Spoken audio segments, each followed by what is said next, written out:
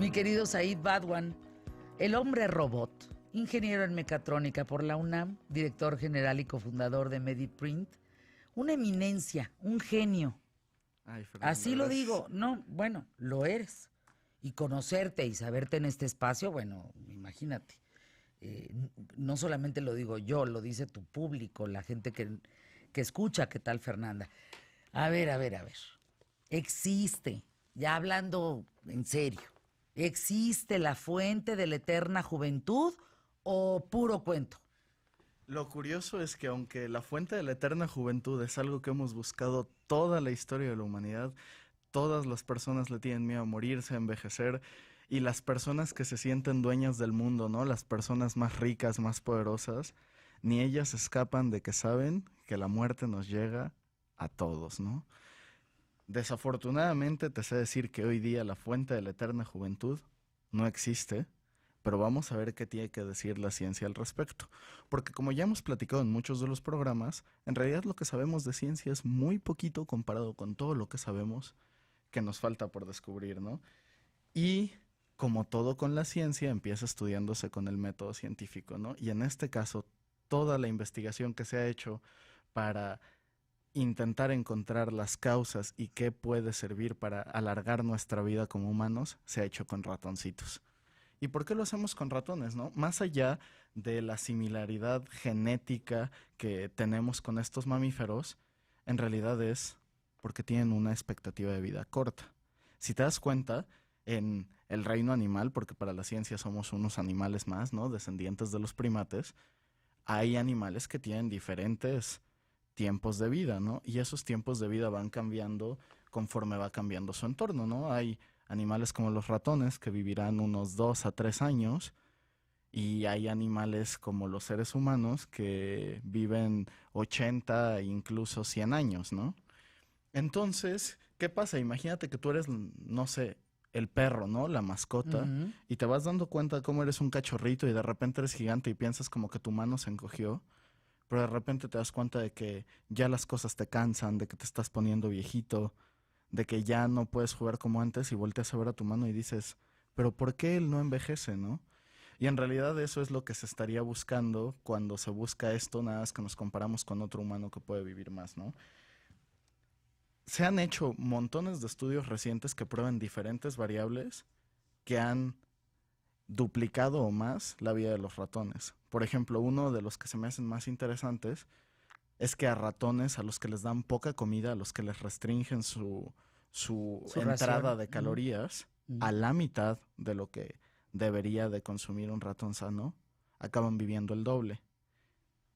Y aunque no se han hecho pruebas Ujú. así en humanos, porque imagínate, o sea, ¿cómo pruebas algo así en un humano, no? Tendrías que agarrar un bebé, controlarle toda su vida, tenerlo encerrado, y si te va a vivir 200 años, en 200 años podrías concluir y decirle a los demás, ¿qué creen si funciona, no? ¿Y quién te va a financiar tener en un laboratorio encerrados a esos humanos por 200 años?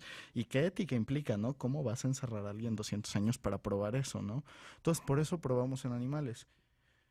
Hay pistas históricas que nos dicen que eso pueda funcionar. Por ejemplo, los monjes lamas tibetanos de hace, en una época de hace como 500 años, llevaban dietas similares donde restringían su entrada de calorías y un poco tenía que ver con su entorno, ¿no? Estaban en un lugar donde no es como que proliferara la vida y fuera fácil obtener alimento proteico, entiéndase que comieran, entre otras cosas, carne animal de animales que mataran para consumirla, ¿no? Bueno, la Entonces, historia del propio Siddhartha Gautama, ¿no? De cómo resistió eh, la pequeña ingesta, ¿no? Cotidiana. y que lleva a esta historia, por ejemplo, de personajes religiosos como Buda, Siddhartha o personajes como Matusalén en la Biblia, ¿no? Que es interesante cuando estudiamos la vida humana, que hace no tantos años, o sea, la expectativa de vida en el medioevo era que viviéramos 24 años, era como, así como ahora decimos, a 80 es a lo que quiero llegar si no me muero antes porque me enfermé, me mataron o lo que sea, ¿no? Que no es que el mundo sea menos violento que en el medioevo, ¿no? Hace rato estábamos hablando de pandilleros y narcos, antes hablabas de caballeros y bandoleros, ¿no? Pero ahora, ¿cómo subió en tan poco tiempo? Si te das cuenta en la vida humana y si te vas a la vida del planeta Tierra, ¿no? Desde que hay vida en el planeta Tierra, es una nada que hemos cuadruplicado nuestra esperanza de vida. Lo más interesante de todo esto es que conforme va evolucionando la ciencia, esta esperanza de vida se va incrementando poco a poco. Pero esto se vuelve exponencial, porque mientras vas incrementando tu esperanza de vida, van surgiendo nuevos tratamientos, nuevas curas, que van incrementando aún más tu esperanza de vida, ¿no? Y a todo esto a lo que se espera llegar, que es uno de los temas que se tratan más recurrentemente en Singularity University, que es este posgrado de la NASA, donde yo tuve el privilegio de poder ir a dar una clase, es que va a llegar un punto en el que puedas extender la vida de una persona un año más en un tiempo menor a un año. O sea, y esto literalmente significaría, oye, si cada año te puedo extender un año el tiempo de vida, pues a lo mejor no te vas a tener que morir nunca, ¿no? Y ya hay animales hoy día que no mueren nunca. Por ejemplo, el tardígrado, que ¿El se le qué? conoce como oso de agua, tardígrado, Tardígrado. es un animalito chiquitito, microscópico, que es como un osito panda con 6 patas y que no tiene ojitos, ¿no? Que solo tiene su boca.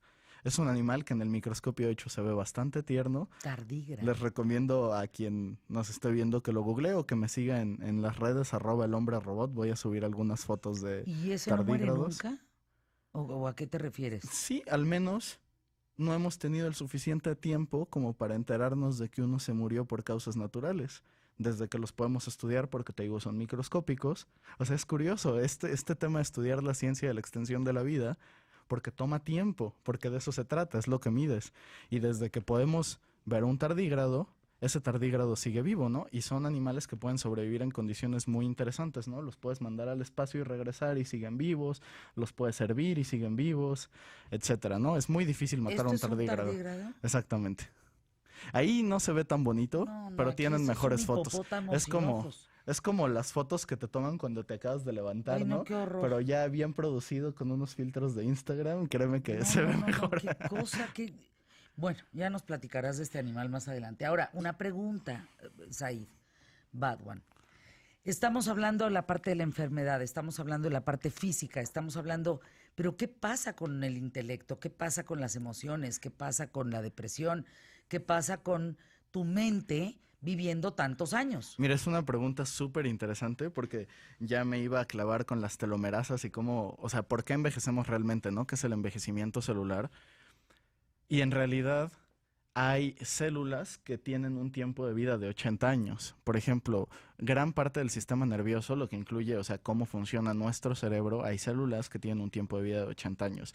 Esas células es una mentira, ¿no? Nos decían que es que tu cerebro tiene una cierta cantidad de neuronas desde que naces, eso determina tu potencial y todas las que te vas dañando y cuando te mueres ya fue, ¿no? No es cierto, o sea, todo el tiempo estamos generando esas células desde nuestras columnas vertebrales y se van reemplazando, ¿no? Y se van reconstruyendo. Enfermedades como el Alzheimer, etcétera, tienen que ver con el envejecimiento, está directamente relacionado.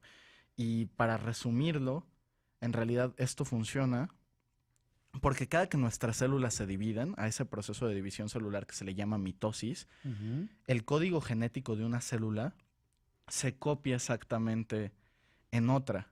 Y al final de ese código hay algo llamado telómeros, que son, imagínate como si fueran agujetas ese código genético y al final tienen esas partes duritas, ¿no? Que evitan que la agujeta se vaya deshaciendo, desgastando, etcétera. Pero cada que se va copiando ese código, cuando algo se ve dañado, por así decirlo, son esos telómeros que se van cortando, cortando, cortando, hasta que de repente ya no hay telómero que lo proteja. Y eso hace que el código se copie con inconsistencias, con errores. Entonces lo que tenía que ser planito ahora tiene arrugas. El pelo que tendría que asimilar ciertas proteínas que le Ahora den se su cae. calor, ahora son canas, ahora se cae. Entonces, esos O sea, síntomas, todo está la en los pérdida de la telómeros. función cognitiva, etcétera, está en los telómeros, ¿no? La pérdida del sistema inmune. De hecho, Elizabeth Blackburn, que es una de estas mujeres en la ciencia maravillosas, que es ganadora del premio Nobel, fue quien investigó de esto y desarrolló toda una investigación sobre las telomerasas, que son O sea, sustancias que se espera que al integrar a las personas prolonguen la vida. Es esta mujer la que está como muy avanzada en este tema de prolongar la pero vida. ahora, entonces, digamos que en palabras sencillas, el telómero va a proteger al cromosoma Exactamente. y entonces no va a envejecer nunca, no, Justo no. son una extensión del cromosoma y Ya. animales como el tardígrado o la tetrayena son animales que tienen esto de forma naturalmente larga, protegida, porque generan su propia telomerasa y por eso simplemente pareciera que no envejecen. Entonces, cuando se descubra cómo proteger esos telómeros, ya la hicimos. Sí, y Mientras, lo dejo de tarea y publico un poquito más de eso, pero hay una forma muy interesante que se está estudiando en Stanford, que es transfusiones de sangre joven. Ellos juntaron 2 ratones, un ratón que tendría el equivalente a 20 años humanos, que es como 3 meses, y conectaron su sistema cardiovascular con el de un ratón equivalente a tener 65 años humanos, y el ratón de 65 años rejuveneció. Entonces, la fuente de la eterna juventud nos volteamos a verle y yo así de... puede ¿a dónde estar va? dentro del cuerpo de personas jóvenes, pero ten cuidado porque pues también hay muchas enfermedades que se propagan de esa forma y recuerda que tu cuerpo tiende a rechazar lo que no está dentro de ti. Hay mucha ciencia que hacer todavía antes de que empecemos a inyectarnos sangre joven para Les digo, poder vivir pues, si por no hay siempre. manera. @el hombre robot. Así es, nos pueden seguir en Twitter, Instagram o Facebook. Intentaré responder todas las preguntas que me manden acerca de este tema de cómo vivir más tiempo y vivir mejor.